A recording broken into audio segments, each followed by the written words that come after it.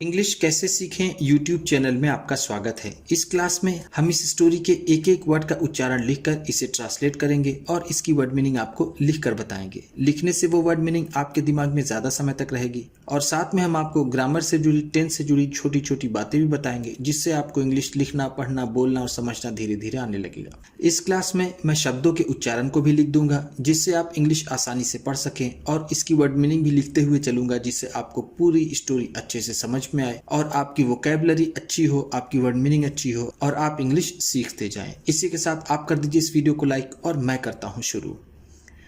English reading, क्योंकि ये video translation के साथ साथ रीडिंग की भी है। Once upon a time, once upon a time, एक समय की बात है। वंस अपॉन ए टाइम का मतलब क्या होता है? एक समय की बात है। In a thick forest, in a thick forest, एक घने जंगल में। इन का मतलब है में, आ का मतलब एक, थिक का मतलब घना, फॉरेस्ट का मतलब जंगल। एक घने जंगल में a lion was sleeping, a lion एक शेर, एक शेर, वॉज स्लीपिंग सो रहा था, सो रहा था। वॉज का मतलब था, स्लीपिंग का मतलब सो रहा। Under a tree, under a tree, एक पेड़ के नीचे। अंडर का मतलब है नीचे, अ ट्री एक पेड़ के, एक पेड़ के, ट्री का मतलब होता है पेड़। A cheerful mouse came there, a cheerful एक खुश मिजाज, चेयरफुल का मतलब होता है खुश मिजाज, खुश मिजाज। माउस चूहा, एक खुश मिजाज चूहा, केम देयर वहां पर आया। केम का मतलब है आया, देयर का मतलब वहां। एंड और सॉ द लायन, और शेर को देखा। एंड का मतलब है और, सॉ देखा, द लायन शेर को। The mouse climbed, the mouse climbed, चूहा चढ़ गया, चूहा, क्लाइम्ड का मतलब होता है चढ़ना, तो क्लाइम्ड है चढ़ गया। On to the body of the lion, शेर के शरीर पर। ऑन टू का मतलब है पर, बॉडी का मतलब शरीर, ऑफ द लायन शेर के, शेर के, ऑफ का मतलब होता है का, के, और लायन का मतलब शेर। चूहा शेर के शरीर पर चढ़ गया। एंड और स्टार्टेड प्लेइंग, और खेलना शुरू कर दिया। एंड और स्टार्टेड का मतलब शुरू कर दिया, शुरू कर दिया। प्लेइंग का मतलब होता है खेलना, उसने खेलना शुरू कर दिया। ही pulled the Lions whiskers, he pulled उसने खींचा, ही का मतलब होगा उसने, पुल्ड का मतलब खींचा, उसने खींचा। द लायंस व्हिस्कर्स,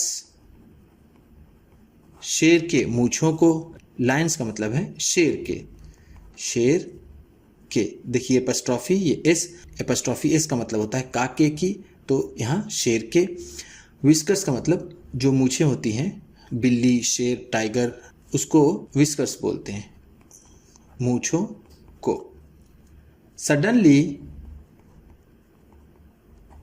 अचानक ही, अचानक ही, सडनली का मतलब है अचानक ही। The lion woke up, the lion woke up, शेर उठ गया, वोक अप का मतलब है उठ गया। एंड, और रोर्ड, और दहाड़ा, रोर का मतलब होता है दहाड़ना, रोड है तो दहाड़ा। इन एंगर, गुस्से में, एंगर का मतलब गुस्सा, इन का मतलब में, और गुस्से में जोर से दहाड़ा। He caught the mouse, he caught, उसने पकड़ लिया, उसने, कॉट का मतलब है पकड़ लिया, पकड़ लिया। कॉट कैच का सेकेंड फॉर्म है, कैच का मतलब होता है पकड़ना, और कॉट है तो पकड़ लिया। द माउस, उस चूहे को। The mouse trembled in fear, the mouse trembled, चूहा कांपने लगा, ट्रिम्बल का मतलब होता है कांपना, ट्रिम्बल्ड है तो कांपने लगा, कांपने लगा। इन फियर, डर में, डर से, फियर का मतलब होता है डर, इन फियर है तो डर से, चूहा डर से कांपने लगा। It begged the lion, it begged, इसने विनती की, बेग का मतलब होता है विनती करना या फिर भीख मांगना, लेकिन यहाँ पर होगा विनती करना। उसने विनती की या फिर हम कह सकते हैं गिड़गिड़ाने लगा। द लायन, लायन शेर से, लायन का मतलब है शेर से। To leave it, to leave it, इसे छोड़ने के लिए, लीव का मतलब होता है छोड़ना, इट का मतलब इसे यानी चूहे को, वो शेर से छोड़ने की विनती करने लगा, हम ऐसा कह सकते हैं। द लायन टूक पिटी, शेर को दया आ गई, टूक पिटी का मतलब है दया आ गई, दया आ गई। पिटी का मतलब होता है दया या फिर रहम, उसे रहम आ गया। ऑन इट, इस पर, इस पर किस पर, उस चूहे पर।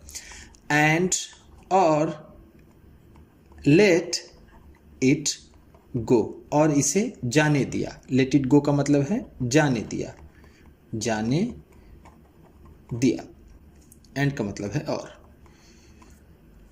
The mouse thanked the lion, mouse thanked, चूहे ने शुक्रिया अदा किया, थैंक का मतलब होता है शुक्रिया अदा करना या फिर धन्यवाद देना, शुक्रिया अदा करना, थैंक्ड है तो उसने शुक्रिया अदा किया। द लायन, शेर का। It promised that, it promised, उसने वादा किया, प्रॉमिस का मतलब होता है वादा करना, और प्रॉमिस्ड है तो उसने वादा किया। दैट, कि it would help the lion, it would help, ये मदद करेगा, वुड हेल्प का मतलब है मदद करेगा, मदद करेगा। द लायन, शेर की। In times of need, in times of need, ज़रूरत के समय में, इन टाइम ऑफ का मतलब है के समय में, के समय में, नीड का मतलब है ज़रूरत। उसने वादा किया कि वो शेर की ज़रूरत के समय में मदद करेगा। The lion laughed at the mouse, the lion laughed, शेर हंसा, लाफ का मतलब होता है हंसना, लाफ्ड है तो हंसा। एट द माउस, उस चूहे पर, एट का मतलब यहाँ पर है पर, द माउस का मतलब चूहा, उस चूहे पर। One day a hunter trapped the lion, one day एक दिन, एक दिन। अ हंटर, एक शिकारी, एक शिकारी। हंटर का मतलब क्या होता है? शिकारी। ट्रैप्ड द लायन, शेर को फंसा लिया।